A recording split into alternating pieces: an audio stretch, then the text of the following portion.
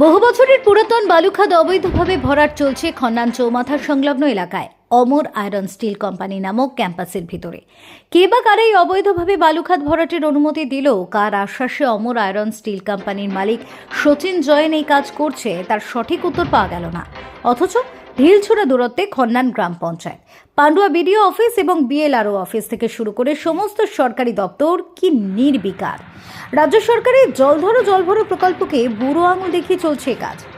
এই প্রশ্নই ঘুরপাক খাচ্ছে সাধারণ মানুষের কাছে। সাংবাদিকরা অমর আয়রন স্টিল কোম্পানির ম্যানেজারকে প্রশ্ন করলে তিনি মুখ খুলতে নারাজ। দেখুন সেই ছবি। পান্ডুয়া পঞ্চায়েত সমিতির ভূমি কর্মাধ্যক্ষ এর সম্পর্কে কি বলেছেন শুনুন আপনারা। এলাকাবাসীরা কি বলছেন শোনাবো আপনাদের। পান্ডুয়া থেকে পাপ্পু রিপোর্ট, রিপাবলিক নিউজ।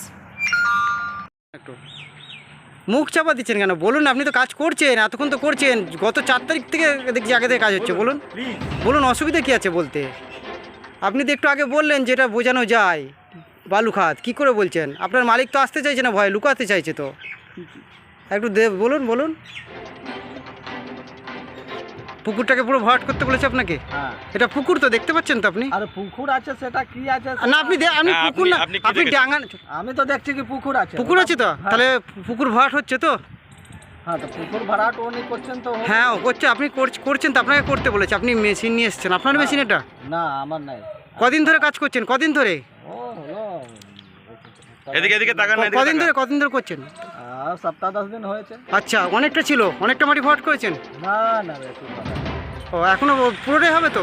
আর পুরো হবে কি হবে না সেটা আমি বলবো। আপনাকে কতটা কন্ট্যাক্ট দিয়েছে? আমাদের কন্ট্যাক্ট নাই, আমাদের ডেলি আছে, যতদিন চলবে। আচ্ছা, আপনার নাম? আমাদের নিজামুদ্দিন, বাড়ি? বাড়ি কলকাতা। আপনি কি আপনি এখানকার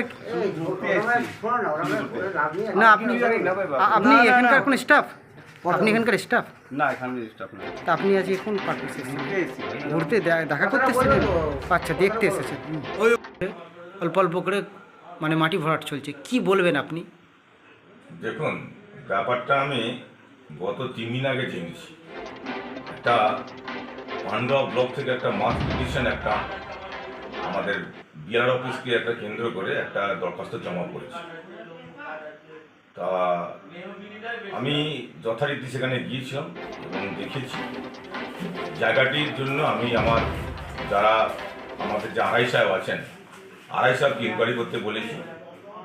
গত শুক্রবার বলেছি, শুক্রবারের পর আগামী সোমবারের মধ্যে আমাকে রিপোর্ট দিতে বলা হয়েছে।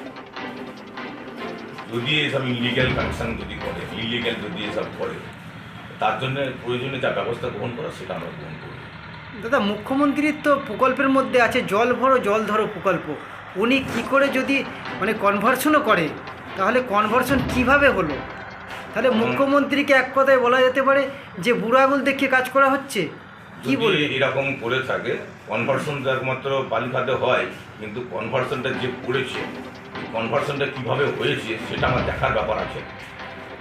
সেখান থেকে বোধহয় যে আমি যেটা শুনলাম যে ওখানে যে অমর যে আয়রন ফ্যাক্টরিটা হচ্ছে, সেই ফ্যাক্টরিতে এখনও পর্যন্ত জল দেখা যাচ্ছে এবং সেখানেতে প্রায় 45 বিঘে এরিয়া জুড়ে কাজকর্ম হচ্ছে। আমি যথারীতি পান্ডুয়া থানাকে ফোন করা হয়েছে, পান্ডুয়া থানা গাড়ি গিয়েছিল, তাদের সঙ্গে আলোচনা করা হয়েছে। আগামী সোমবার তার ব্যাপারটা পুরো ক্লিয়ার করে দেখব, তারপর উত্তর কর্তৃপক্ষকে জানাবো। আমার সামনে 21শে জানুয়ারি আমার একটা এসডিআর অফিসের মিটিং আছে, সেই মিটিংয়ের বিষয়বস্তু তুলে যা ব্যবস্থা করার ব্যবস্থা করব। আপনার নাম আর পরিচয়? আমার নাম নিমাই নারায়ণ ক্ষেত্রপাল, পান্ডুয়া পঞ্চায়েত সমিতির বনভূমি কর্মকর্তা।